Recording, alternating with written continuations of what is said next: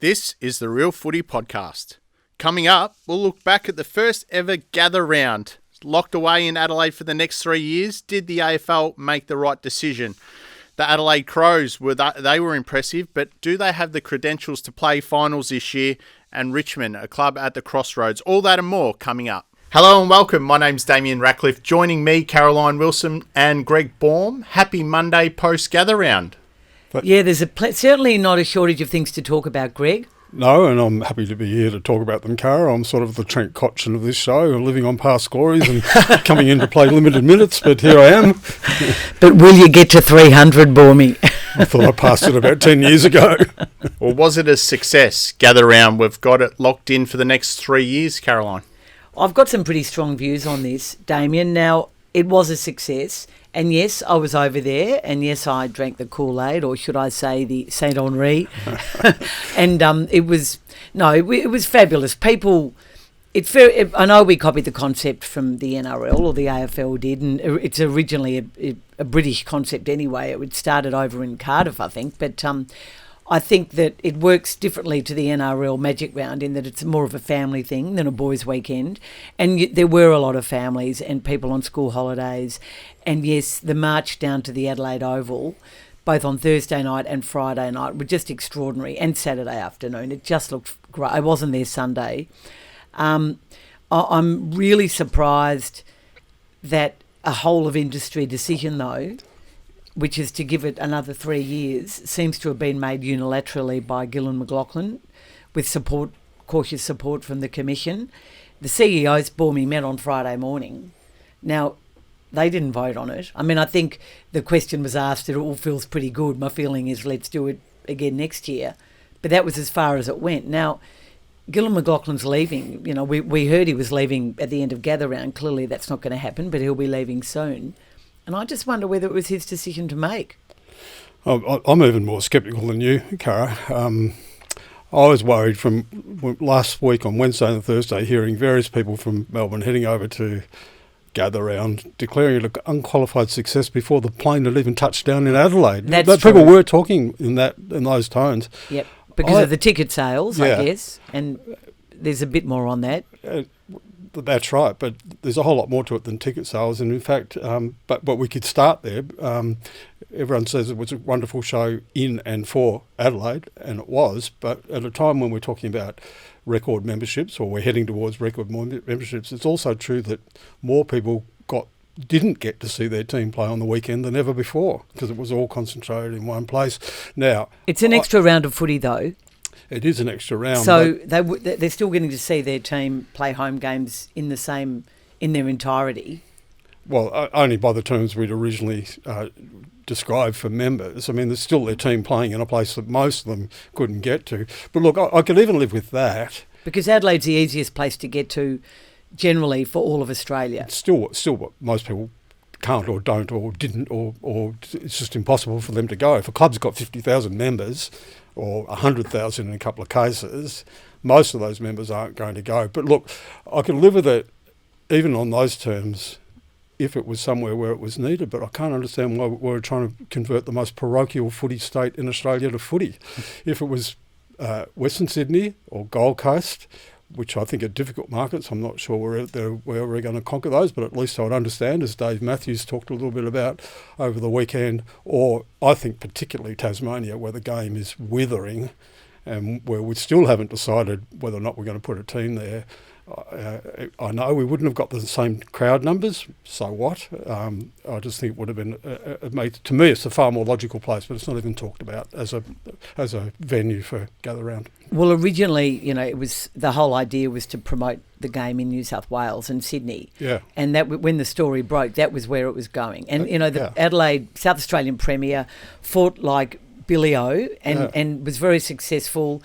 I think the money was there again for next year from the New South Wales government. It won't be, maybe will never be there again, who knows. And I think it was an easy decision. I'll take you up a bit on the numbers. I mean, South Australian footy is struggling.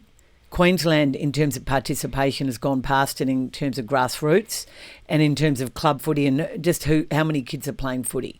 and how many young people are playing footy. Struggling in New South Wales too, even more acutely. Well, but that's not a heartland state. And in Victoria. Yes, but you're not going to have gather round in Victoria. No, you're not. Because Victoria gets it every weekend. Yeah. And I just think I completely can go with the rationale to have it there. I'm not even up in arms about it being there for another 3 years, because if one state gets some better venues and gets a great, footy venue in McLaren Vale, and if not many South Australian kids are getting drafted these days, Bormy. I mean, the numbers are well down. So I don't even mind that, but I don't think it was Gillan McLachlan's decision alone to make. And unfortunately, he's never held more power than he does now. And obviously he's retired, says he's retiring, but then he probably changed his mind, and then they didn't want him to go. He knows he's going. But I just think, as another Sydney boss, Andrew Pridham, said to me back in April last year, you can't rule from the grave. And that's sort of what he's doing. Yeah. Well, it is locked in for the next 3 years, so that's already decided. But what changes next year? Do we see more venues? Michael Gleeson writes in his column today that we need a showdown in this round because it's unfair that Carlton and Bulldogs play an extra genuine away game. Oh, God.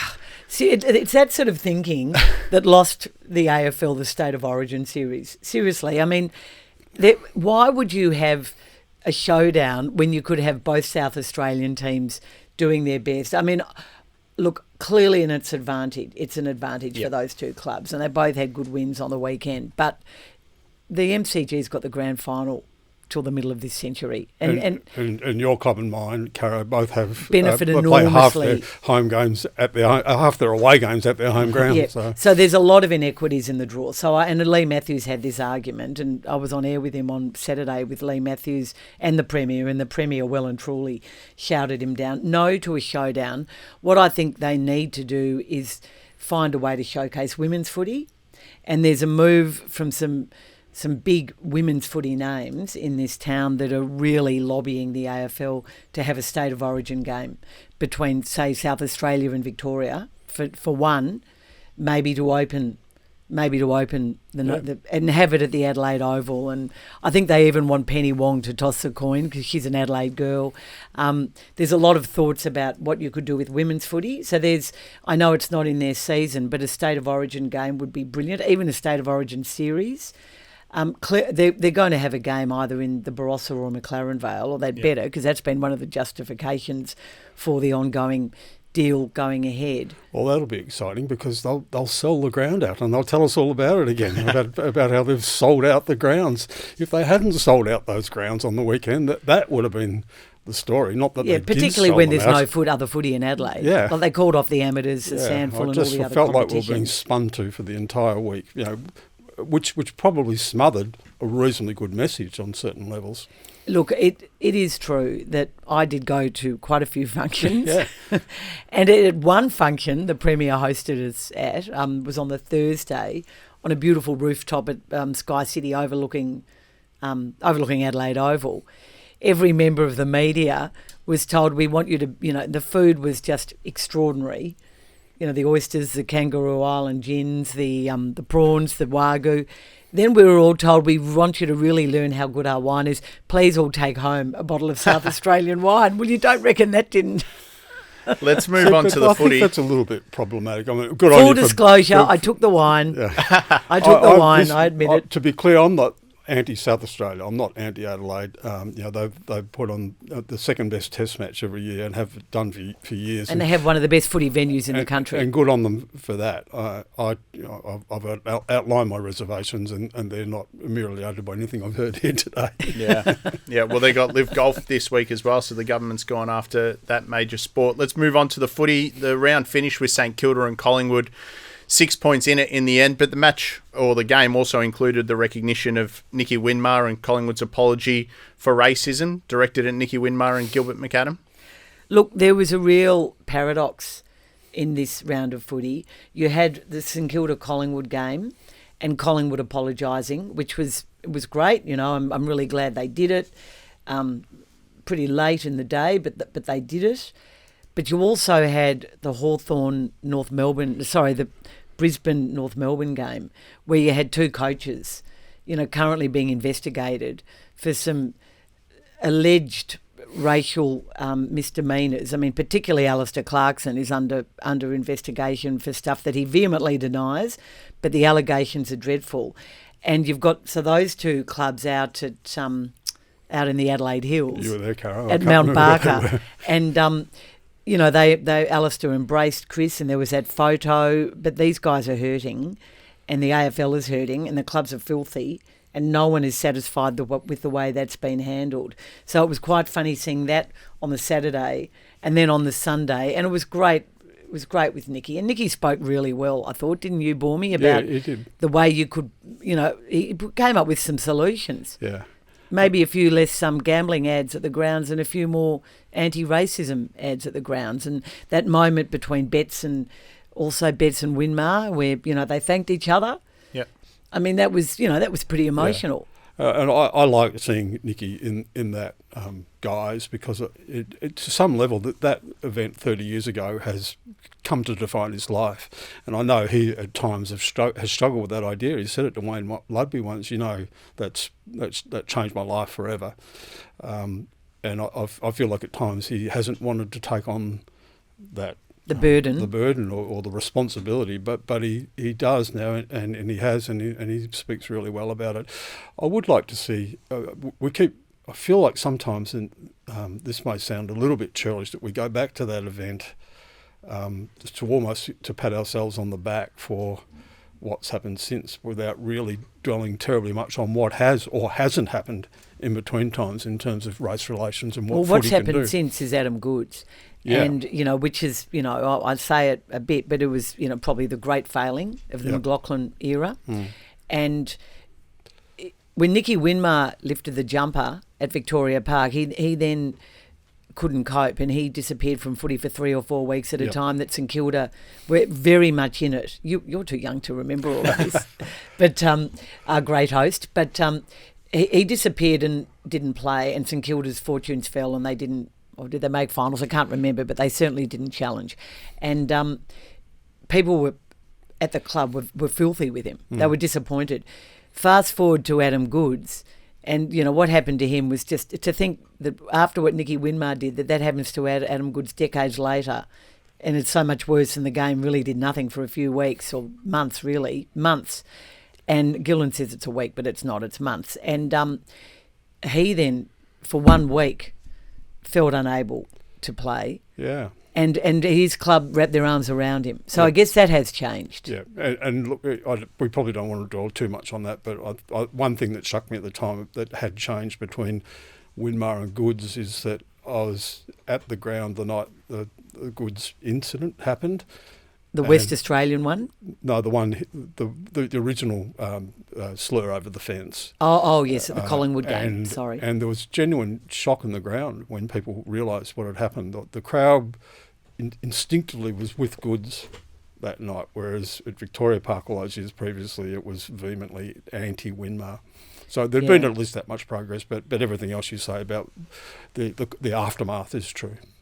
What did you make of the Pies, Baumie? Got over the line against the Saints, but they look like they're losing some of their tall stocks ahead of Anzac Day. Well, losing more of their tall stocks. I mean, we can't be too far away from Jamie Elliott playing in the ruck. He plays tall anyway. Look, I thought both sides were terrific, really. They're both depleted. Collingwood had the added problem of dealing with further depletion on the day to go before the match. McStay during the match. I thought that left them really vulnerable, and it says a lot about the way McRae's coaching and the way they're believing in each other, that despite that they were able to win the game. But they got a hell of a fright near the end. The last 2 minutes were almost a match in themselves. As much as it's possible, it wasn't a great game of footy, but in terms of the season, I thought both sides came out of it with something to be pleased about. And Nathan Murphy was really important. He looks like he is going to miss Anzac Day with concussion, and Caminiti might have a case to answer for. Yeah, we'll know more about that later today. But and Essendon may or may not appeal merit, but they are appealing. Yeah, but gee, if he's out too, I mean, there's some big names out of the Anzac Day game. Well, absolutely. Collingwood's going to have to come up with some sort of idea in the ruck now that McStay's definitely gone. They've lost that. Murphy out of the back line. definitely Mason Cox won't play, Craig McRae said. And Essendon's rucks were terrific against Melbourne. Draper and Phillips worked over Grundy and kicked 5 goals between them. Yeah, Sam, I was at that game. Sam Draper was extraordinary. And, to bring in the Adelaidean again, and yes, it was a bit of a school reunion for a lot of AFL executives and club officials and executives, but it was just wonderful watching all those family members and him blowing kisses to the crowd, and he was so influential in that game. And, Melbourne, what did Simon Goodwin say? That's not us. Sort of, we need to see something that shows it's not in the next few weeks. Well, they will get Gawn back, and that changes that. Grundy is a terrific player, but he's not Max Gawn. He looked pedestrian in a couple of the contests, particularly up forward again. Well, wherever he was, really. Yeah. He looked pretty pedestrian. I think it's just amazing what Essendon are doing. Yeah. And it was so lucky for the AFL to schedule, that game, Essendon Melbourne, and then Collingwood St Kilda, which on paper didn't look all that crash hot at the start of the year. And if you factor in that Melbourne pretty much went win-loss the back half of last year, and now they're 3-2, they haven't really patched together any sort of form like we saw in the first half of last year. No, and yet they have a bloke, I reckon, is one of the best midfielders I've ever seen, Clayton Oliver. Yeah. He's a beautiful player. He's a bit. Petrarca's not far behind him. No, Oliver seems to be in a class of his own at the moment, though. We do have over a week until Anzac Day, but do you have an early tip yet? Pies and Bombers 2nd and 3rd on the ladder. Oh, look at noting the Collingwood absences, particularly the fact that they'll go in with no ruckman and now without Murphy, who has become central to their back line, and Essendon are red hot. I'm going with the Bombers. Yeah, time code. We don't know what's going on with the tribunal appeal, but I'll be tipping the Bombers today. Can't speak for when I'm finally bullied by the powers that be to put my tips in, as we have to days before we know who's playing. Well, let's take a break and look at some of the other games that headlined Gather Round, including the Crows' impressive win against the Blues. Well, welcome back. It was a smart win by Adelaide against the Blues, and the Blues did look exposed. Their one wood is that contested ball, the clearance game, and Jordan Dawson and Rory Laird showed them up in that area of the game. It was when Jordan Dawson was named captain, we all sort of raised our eyebrows, didn't we? He'd been there for a year. All those up. Well, it seemed like an indictment on the leadership at that football club. I'll put my hand up and say I completely underestimated his leadership qualities and what he was going to mean for that team. I'm reluctant to read too much into Carlton off the back of this was the first game of Gather Round. It was the Crows. I never felt the Crows were going to lose at Adelaide Oval in this game. That they are clearly a far, far better team this year than they were last. They've been building ever since Matthew Nicks took over. And I just wonder, Carlton, they just get jumped sometimes. I know sometimes they can dwindle at the end of games, but I don't think they saw Adelaide coming. They just didn't seem prepared for me. So I'm not prepared to raise too many questions over them just yet. I think the big story out of that game is Adelaide and their form this year. I'm a little bit taken aback by what happened to Carlton. I'll admit I'm dazzled by Carlton's list. I picked them in the top 4 this year. I thought they'd be contenders, and they may well still be contenders. But the slow midfield, we just went through some numbers at our footy meeting, and their midfield quartet with Cripps and all. Twice as many handballs as kicks on the weekend, which screams at you that they were under pressure the entire time because they don't have the pace to get away. Short term, what do they do about that? Well, Walsh is back in. That was his first game back, so you make some allowance for him. But gee, it's a fast footballer's game these days, and Carlton don't have that many of them. So I still think their talent is enough that they'll get them through, and once they get a few wins under their belt and a bit of confidence, I still think they'll be right in it. But it was a setback. Yeah, I think if you were tipping the Blues, you were expecting Harry Mackay and Charlie Curnow to do the damage against lesser Adelaide or lesser known names in Adelaide's defence, but it was Riley Thilthorpe, Darcy Fogarty, Tex Walker, who did the damage at the other end. Extraordinary.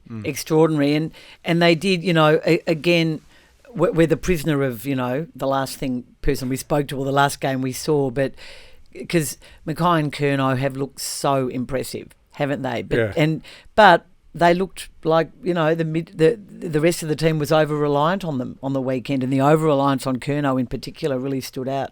Well, they'd bullied North the week before. North had no key defenders, so that game went exactly to plan as you always. They you weren't would expect. convincing against North, were they? Really? Not, in hindsight, other than the fact that Curnow and Mackay were head and shoulders above everyone else because they were head and shoulders above everybody else. Yep. But yeah, suddenly they looked shakier, and Adelaide's forward line was terrific. The players you mentioned, Damien, plus guys who can play big and small like Rankin and Rochelle, they give them so much. They suddenly look, and again, I'll take Cara's point that it's one game and it was on their home ground on a big occasion for them, but they look really impressive. Are they genuine finals contenders this year, the Crows? Well, I think you have to say that at the moment. Again, we were talking a bit this morning that there's a recent history to say that the top 8 doesn't change that much after round 6. Now, there's always some circumstances come Let's into that. Let's stretch it out to 7 or 8 because of gather round. Okay, the extra round, yes, Cara. Sorry, I'd forgotten about that because I wasn't there. But there are 4 teams from last year's top 8 who aren't in the 8 at the moment. You'd have to think, Geelong, for instance, will be there. So there's one change that will happen. And once you start talking like that, then teams have got to fall out. But at the moment, Adelaide are ticking all the boxes. They have had the Blues play the Saints this week as well, so that's going to be an interesting game. It is. Sorry, Damien, for speaking over you. I also think we should take into account Adelaide have had a very big run of home games. They couldn't beat Richmond, but they've been really strong at home, including in the showdown. The showdown was all about Port and, ex-heroes bagging that club, but no one really... It was probably, in hindsight, a bit insulting to Adelaide, who actually were brilliant, and they were pretty good against Richmond too. So just remember, they're now going to have a run of away games, and they might... Well, we'll see. We'll see how good they are. Okay. And Blues and Saints, you haven't lost faith in the Blues, Cara? No, I haven't lost faith in the Blues, and I think I'll be tipping them against St Kilda. Okay. Yeah, I think I will too. The Saints have had that little jolt, and they're still the side learning their ways, so they might take a match or two to get over that. And I think the Blues are good despite everything. What about the Tigers, Caro? The Swans showed them up without Buddy, without 2 key defenders, the McCartan brothers, and Tom Papley did a lot of damage, kicking 6 goals. Yeah, that he really broke the game, didn't he? Richmond were dreadful, badly beaten, suddenly look like a club at the crossroads. They've got a CEO who has, been through this incredibly difficult, clunky process of looking for the AFL CEO, and you've got a coach who's now been there for a long time, signed up 2 players from GWS on long-term contracts, given up a lot, and an ex-captain who's really struggling. And that's the sort of game he would struggle in, though. I'm not. Trent Cotchin's a headline out of that game. Yeah. So I guess is Lance, but I honestly think they look a lot better without Lance in the team too often at the moment. And clearly this is his last year. Clearly it's Trent Cotchin's last year. Richmond had many more players out than Sydney did. I mean, they were really undermanned. But no, Damien Hardwick seemed as disappointed as I've seen him in as bad a loss as I've seen in 2 years for Richmond. Our friend and fellow columnist Kane Corns at the end of that game said, almost as the siren blew, this feels like the end of an era. Was that too dramatic for you? You watched it pretty closely. Yeah, I could get that. Mm-hmm. I mean, Kane then went on the Sunday Footy show to criticise Damien Hardwick, or say that Damien Hardwick's attitude and feistiness and grumpiness from the previous week, in part led to this performance. I'm not quite sure what he meant by that. No. But I do think that, look, there's so many guys in that team. You think they've retired them all slowly because, they've lost a couple every year since the last premiership, but there's no new Shane Edwins, There's no new Asprey in defence, and they're 2 of the lesser lights of that great era. But they do have a lot of good players out, and I still reckon they'll be competitive and make finals. So I'm not quite prepared to call it yet, Baumie. I do think, though, once the slide begins, it's hard to arrest. They're working hard to be another Geelong and Sydney. Yeah, and that's their challenge at the moment, isn't it? And that's why they brought Taranto and Hopper in to regenerate and stay in contention. But they do. The performance that most worried me on Saturday night, and I feel miserable saying this, but Dylan Grimes, I haven't seen Friday night. Yep. I haven't seen him beaten in one-on-ones like that for almost ever in his career. Now, he hasn't got his mate Asprey from from last year and Rance from years before that. And look, he's been a warrior for that club for a long, long time. So I hate to put the slows on him, but I hope that's just a one-off performance. But it could be symptomatic of where Richmond is. He's definitely, he's getting older. You look at all those over 30s now. I think also. I feel that Noah Bolter is going to be a very good defender, but there was that absolute clanger, which led to a goal against the run of play at the time, which was just devastating. And you got Flostone, and you've got Gibcus, who isn't playing at the moment, who's injured. Robbie Tarrant's injured. Yep. So I really thought he showed something last year. Yep. But Dylan Grimes doesn't look great. Jack Revolt, fired up. Yep. And as he tends to do in big games when he's needed, but surely we're not going to see him after this year too. So, no. And when Jack goes, that to me will be the end of an era. And Dusty just looked. You've never really felt he's quite got it back since his disenchantment with the game at the start of last year. Yeah, and his life. And you now feel that he won't. He'll still be a good player for them for however long he plays, but he won't ever be Dusty the Great. Soon to be 32, and I just don't think it seems to be working, just playing him up half forward line. Well, I think looking forward, we're going to find out a lot about these two sides. Geelong and Sydney play each other at GMHBA Stadium. The Cats, they've beaten Hawks and West Coast, so read into that what you will. The Swans, coming off the loss to Port, beat Richmond, but this is going to be a really, really interesting game. It is, and Geelong rarely lose at home. Very hard to read much into that win over West Coast. West Coast they're just pathetic at the moment, to be brutal. I think that I like Sydney. And they weren't ultra convincing. Really, apart from Papley, and that the last quarter was absolutely brilliant. I thought Richmond were pretty poor, and I was amazed that they let Richmond have that run of play in the third quarter. I think Sydney against Geelong. Really? At Geelong?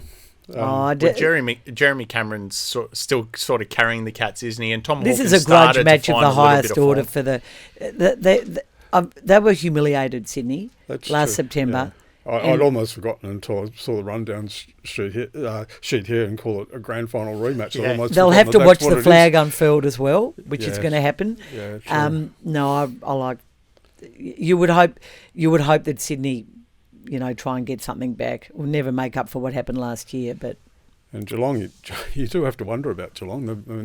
They were two thumping wins, but both of them on the back of one quarter in each game. Correct. Amazing quarters, 10 goals in one game and 9 in the next. It's hard to say about the reigning premier, who've just won 2 games in a row by 8 goals and 10 goals, or whatever it was, that they're a whole. But it feels like that at the moment. Yeah, it does. Special mention, Harry Himmelberg's last 2 minutes against the Hawks. That was quite a mark he took, and then to go back and kick the goal to put the Giants in front.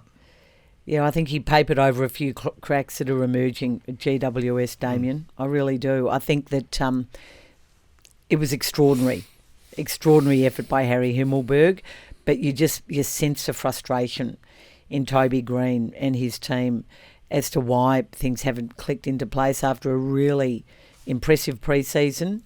A new coach. I mean, we talk about the fact that I'm not having a go at Adam Kingsley just yet, but I sort of am.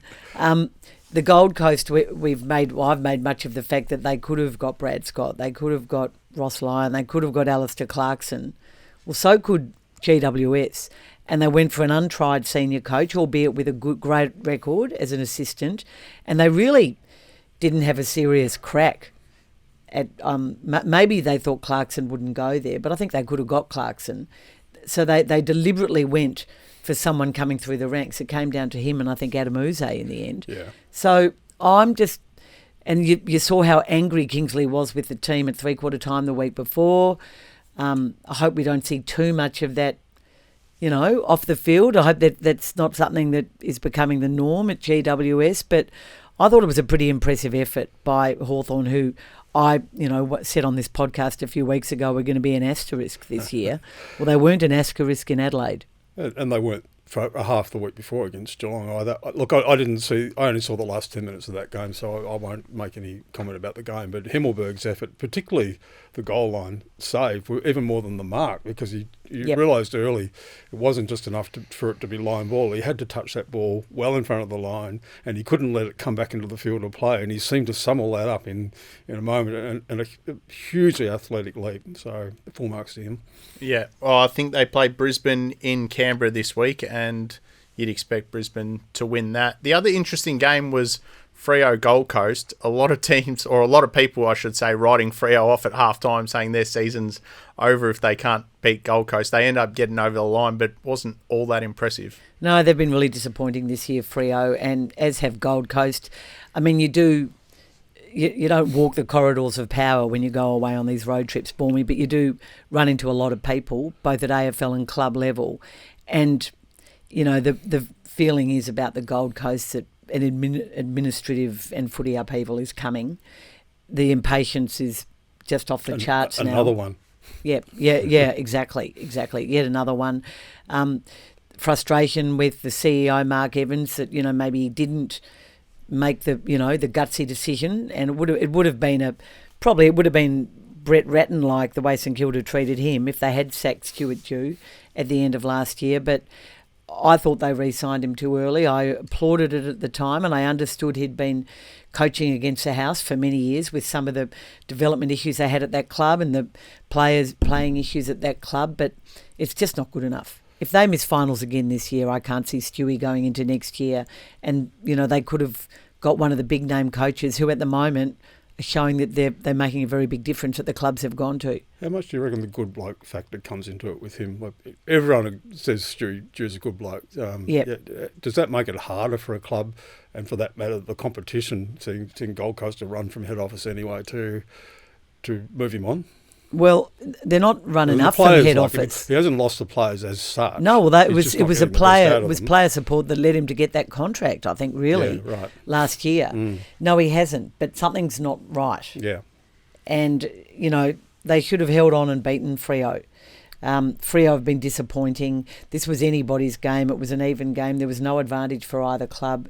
Really disappointing by the Gold Coast. We'll take our final break. Back for quick questions. What do you think of the coach's defence of his star 19-year-old who had a great last quarter, to be fair, to help get Port Adelaide over the line? Damien, I think it was premeditated. I think this was a club-led, football department-led line in the sand moment for the Port Adelaide Football Club. I mean, I've read somewhere someone saying good luck telling supporters not to boo. But I noticed Craig McRae came close to that with his comments a few weeks earlier. I think that this kid has been under, and I don't know the full story of what happened at North, except that I know he was at a very poorly run club last year. And, okay, he mightn't have behaved well either, but he was only 17, 18 when he got there. And I think, like many young champion juniors who have been, the big boy playing in the sandful, then they come into this competition, and he's just putting so much pressure on himself that I think the club were quite worried about him, and he's just been really struggling in the last few weeks. So I liked it. I think Ken Hinkley in general is going to go out with a bang if he does go out of Port this year. Gold Coast, anyone? And whatever happens, but I also think that he could have made that private, that conversation at the end of the game in the middle of the Adelaide Oval, but he chose not to. He wanted to see his player being supported, and when you saw Horn Francis go to embrace the coach, I mean, that was just a beautiful moment. Yeah. Well, look, I had some sympathy with Hinkley originally and Horn Francis, and now I have every sympathy with them. As you say, Cara, he was a 17, 18-year-old when he went to North. Some 17, 18-year-olds are pretty mature. He clearly wasn't, and I'm not going to condemn him for that, because everyone develops in different ways. And look, We were horrified at the booing of Adam Goodes all those years ago, right across the competition. And we remain horrified because we could see the racist element in it. But to be Horn Francis now, it's no less tough on him to have the crowds turn on him like that wherever he goes. And it was weird on Saturday. Yeah. I mean, was it a North Melbourne contingent? Why would Bulldog supporters, or were they just general footy fans being idiots and had had a few drinks? I mean, there was plenty flowing. Yeah. But look, I tell you what, he might be immature, and I think that there's a bit of that too. But what about that performance in the last quarter? Yeah. Well, you can be an he turned the game for them. He can be an immature bloke and a very mature footballer, and he's becoming that quickly. Yeah, I was totally impressed with his last quarter. Jeremy Cameron, we mentioned him before. Can he win the Brownlow? Well, according to Brad Scott, he should win the Brownlow. He said Chris that Scott? to Brad Scott. We did. asked him on Footy Classified last Monday night, and he said he should. I mean, the Brownlow needs to be addressed. And do you talk to umpires? I mean, as Brad explained, I mean, it must be done on numbers largely. I am not saying Patrick Cripps is not a great Brownlow winner, and the year Dustin Martin won it, he was clearly the best player in the competition. Jeremy Cameron's the best player in the competition at the moment, and the most important and the most valuable. And just because forwards don't get the numbers midfielders do, it just seems a real pity. And he may have given himself a chance by the fact that he quite often does come up the ground for his kicks. So he's not only kicking goals, he's actually contributing in other ways, kicking the ball to Hawkins, which is part of what makes him all-round the best player at the moment. I think we'd all love to see him in there with a chance. I don't know how close Franklin got when he kicked 100 goals, though. They're pretty similar sort of players that, when Franklin was at his peak, he was clearly the best player in the competition, and he obviously hasn't got a Brownlow. It's a joke. I mean, Nick Revolt never came close. Yeah. I think the last one was Plugger, wasn't it? Last and only. Yeah. Remember Plugger lying on the table with his fingers crossed? I do. When the last round came. At the hotel that's one not of there the great, anymore. one of the great shots. Last question to you, Caro. Should all AFL players take out personal trauma insurance? Look, no, they shouldn't all take it out. What should happen is the game should take it out on their behalf. And, this is another reason why the administrative inertia at head office is damaging the game, because the CBA is so overdue now. Neither the men or women have a CBA, a collective bargaining agreement, a new pay deal.